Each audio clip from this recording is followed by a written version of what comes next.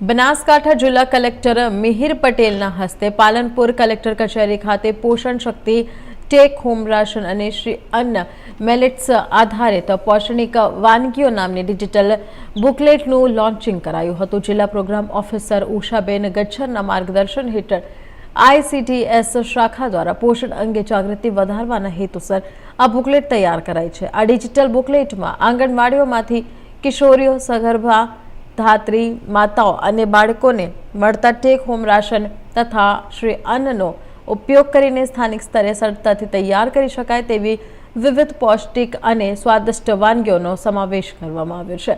ખાસ કરીને કિશોરીઓ, બાળકો, સગર્ભા તથા ધાત્રી માતાઓના પોષણમાં સુધારો લાવવા તેમજ સ્થાનિક સ્તરે ઉપલબ્ધ ખાદ્ય પદાર્થોના ઉપયોગને પ્રોત્સાહન આપવા માટે આ બુકલેટ તૈયાર કરવામાં આવ્યું છે।